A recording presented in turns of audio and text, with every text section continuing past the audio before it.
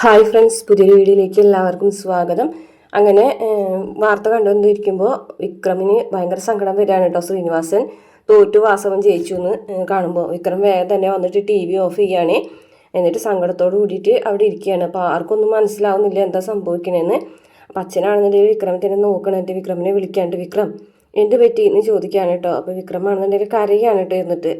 അപ്പോൾ ഈ വർഗീസ് വന്നിട്ട് വിക്രം എന്താ എന്താ കാര്യം എന്ന് ചോദിച്ചിട്ട് ഇങ്ങനെ ആശ്വസിപ്പിക്കുകയാണ്. അന്നേരം വിക്രം പറയാൻ ഞാൻ കാരണമാണ് ഇങ്ങനെയൊക്കെ സംഭവിച്ചത് അച്ഛാ എന്ന് പറയാം കേട്ടോ. എന്താ താൻ പറയുന്നത് ചോദിക്കുമ്പോൾ ഞാൻ ശ്രീനിവാസൻ സാറ് എന്നെ ഒരുപാട് സഹായിച്ചിട്ടുള്ളതാണ്.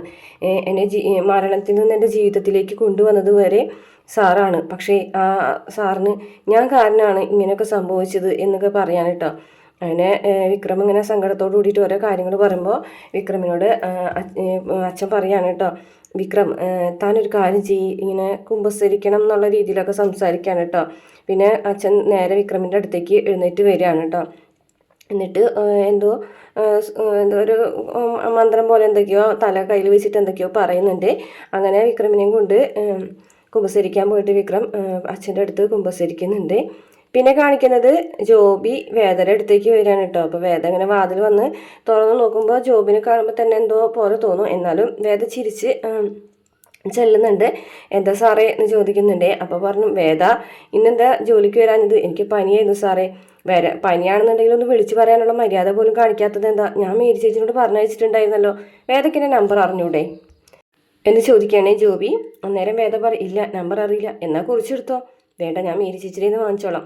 ആണോ എന്ന് ചോദിക്കാൻ കേട്ടോ. അതിന് ശേഷം പറയാണേ, ഓടിപ്പോന്നവരാണെന്ന് മനസ്സിലായി, പക്ഷേ ഈ നാട്ടുകാരെ പേടിച്ച് പോന്നതാണെന്ന് ഇപ്പോഴാണ് മനസ്സിലായതെന്ന് പറയട്ടോ. സാറെന്താ ഇങ്ങനെയൊക്കെ പറയുന്നത് ചോദിക്കട്ടോ. അല്ല, അന്ന് പറഞ്ഞല്ലോ ഒളിച്ചോടി പോന്നതാണെന്ന്. പക്ഷേ ഇപ്പം എനിക്ക് കാര്യം മനസ്സിലായി.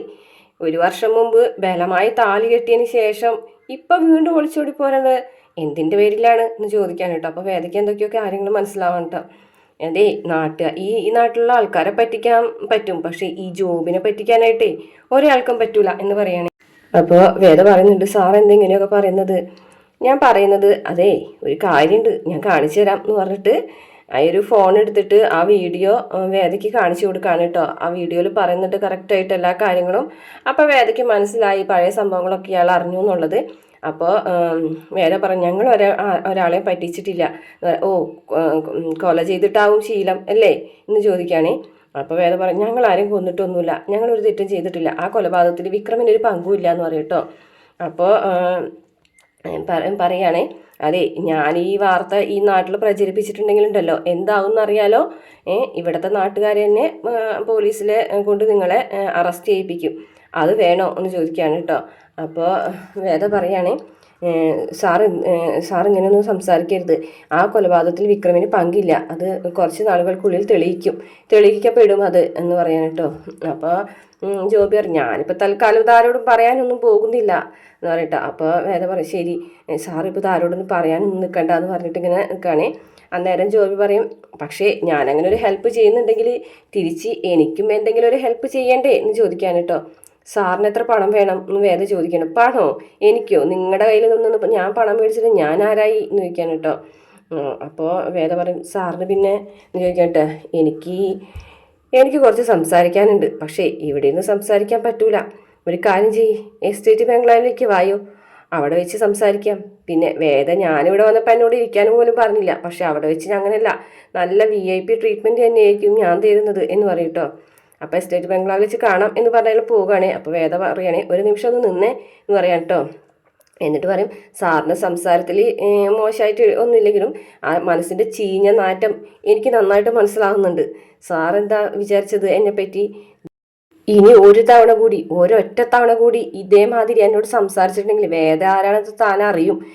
താൻ എന്താ വിചാരിച്ചത്? താൻ വിളിക്കുമ്പോൾ എസ്റ്റേറ്റ് ബംഗ്ലാവിലേക്ക് വരുന്നോ?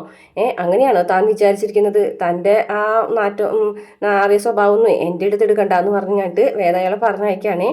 അപ്പോൾ അയാൾ പോകുന്നത് വിക്രമും ഗീവർഗീസും വരുന്ന സമയത്താണ്. അപ്പോൾ പറയുന്നുണ്ട്, എന്താ മാനേജർ ഇവിടേക്ക് വന്നിട്ടുള്ളത് എന്ന് ചോദിക്കാൻ കേട്ടോ. അത് ചിലപ്പോൾ വേദയ്ക്ക് പനി ആയതുകൊണ്ടായിരിക്കും സാർ ഗീവർഗീസ് ഏട്ടാന്ന് വിക്രം പറയും കേട്ടോ. അപ്പോൾ പറയും, തോട്ട തൊഴിലാളികൾ വണ്ടി ഇടിച്ചും ചത്താൽ പോലും അവൻ ഒരിക്കലും പോകാറില്ല. എന്തായാലും അവൻ വന്നത് എന്തിനാണെന്ന് വേദനോടൊന്ന് ചോദിച്ചേക്ക് എന്ന് പറയും കേട്ടോ. അങ്ങനെ വിക്രം കയറി വന്നിട്ട് ചോദിക്കാൻ കേട്ടോ, ആ മാനേജർ എന്തിനാ വന്നത് വേദ, വാ പറയാം എന്ന് പറഞ്ഞിട്ട് അകത്തേക്ക് വിളിച്ചുകൊണ്ട് പോണേ. പിറ്റേ ദിവസം രാവിലെ തന്നെ കാത്തു നിൽക്കുകയാണ് കേട്ടോ വിക്രം മാനേജറെ, അതായത് ജോബിനെ. ഒരു മലയുടെ മുകളിൽ ഇങ്ങനെ നിൽക്കുകയാണ്. അപ്പോഴേക്കും ഇങ്ങനെ ഇയാളിങ്ങനെ വണ്ടിയിൽ പോകണ കാണുമ്പോൾ കൈകൊട്ടി വിളിക്കുകയാണ്. അപ്പോൾ അവിടെ ജോബി വണ്ടി നിർത്തും. അവിടെ നിന്ന് വിക്രം ഇങ്ങനെ താഴത്തേക്ക് ചാടി ഇറങ്ങി വന്നും കണ്ടിട്ട് ഇയാളുടെ അടുത്ത് നിൽക്കുകയാണ് കേട്ടോ.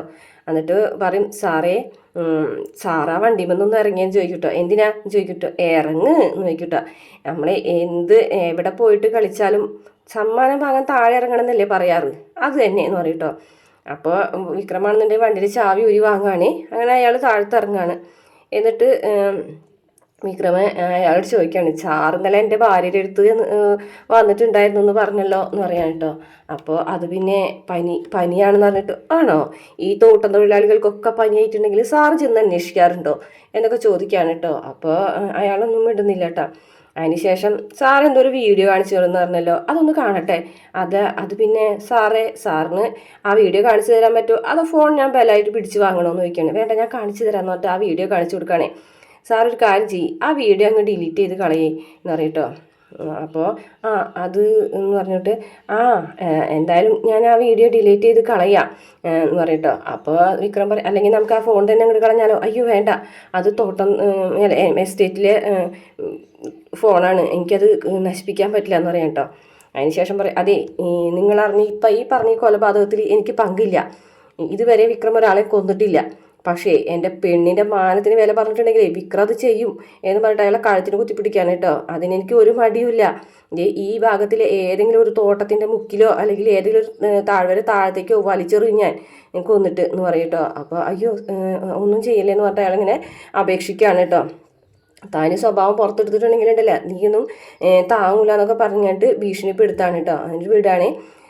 പിന്നെ സാറെന്തായാലും വേദനെ ബംഗ്ലാവിലേക്ക് ക്ഷണിച്ചതല്ലേ, എന്തായാലും വേദ ബംഗ്ലാവിലേക്ക് വരും. പക്ഷേ ഒറ്റയ്ക്കല്ല കേട്ടോ. പിന്നെ ആ വിശേഷങ്ങളൊക്കെ നമുക്ക് അവിടെ വെച്ച് പറയാം, ബാക്കിയുള്ള കാര്യങ്ങളൊക്കെ അവിടെ വെച്ച് നമുക്ക് തീരുമാനിക്കാം എന്ന് പറയാണ് കേട്ടോ. അപ്പോൾ ഇയാളാണെന്നുണ്ടെങ്കിൽ ആകെ പേടിച്ച് വിറച്ചിട്ടാ, ജോബി ഇമ്മാനുവൽ അല്ലേ എന്നൊക്കെ ഇങ്ങനെ വിക്രമിങ്ങനെ പറഞ്ഞുകൊണ്ടിരിക്കുകയാണ് കേട്ടോ. ഇയാളാണെന്നുണ്ടെങ്കിൽ ആകെ പേടിച്ച് വെച്ച് നിൽക്കുകയാണ്. എന്നിട്ട് അയാൾ പറയുന്നുണ്ട്, ഇല്ല ഞാനിനി ആ വീഡിയോ ഒരാൾക്കും കാണിച്ചു കൊടുക്കില്ല, ഞാൻ ആ വീഡിയോ ഡിലീറ്റ് ചെയ്ത് കളഞ്ഞോളാം എന്നൊക്കെ പറഞ്ഞിങ്ങനെ അപേക്ഷിക്കുകയാണ്. അതിനുശേഷം പിന്നീട് കാണിക്കുന്നത് നമ്മുടെ പള്ളിയിലച്ഛനെയാണ് കേട്ടോ. പ്രമോലാണ് കാണിക്കുന്നത്. എപ്പിസോഡിൽ അത്രേ ഉള്ളൂ. പ്രമോല് കാണിക്കുന്നത് പള്ളിയിലച്ഛൻ്റെ അടുത്തേക്ക് വിക്രം വന്നിട്ടൊരു കാര്യം പറയാനുണ്ടെന്ന് പറയുമ്പോൾ എന്താണ് കാര്യം എന്ന് ചോദിക്കുമ്പോൾ തോട്ടത്തിലെ തൊഴിലാളികളെ കുറിച്ച് പറ്റിയുള്ള ഒരു കാര്യമാണെന്ന് പറഞ്ഞിട്ട് ഈ കൂലിയിൽ ഈ ജോബി വരുത്തിയിട്ടുള്ള മാറ്റങ്ങൾ 350 രൂപയാണ് തൊഴിലാളികൾക്ക് കൊടുക്കുന്നത്. പക്ഷേ അതിലെഴുതിയിരിക്കുന്ന കൂലി കുറച്ചും കൂടെ കൂടുതലാണ്. അപ്പോൾ ആ കൂലി മുഴുവൻ എടുക്കുന്നത് ഈ ജോബി ആണെന്നുള്ള കാര്യം വിക്രം അച്ഛനോട് പറയാണ് കേട്ടോ. അപ്പോഴാണ് അച്ഛന് ഈ ജോബി നടത്തുന്ന തട്ടിപ്പിൻ്റെ കാര്യങ്ങളൊക്കെ അറിയുന്നത്. അതേപോലെ തന്നെ വേദയാണെന്നുണ്ടെങ്കിൽ മേരിയോടും കാര്യങ്ങളൊക്കെ പറയാണ്. ജോബി അവിടെ വന്ന് ഇരിക്കുന്നുണ്ട്, വേദന ഇടയ്ക്കിട്ട് നോക്കുന്നുണ്ട്.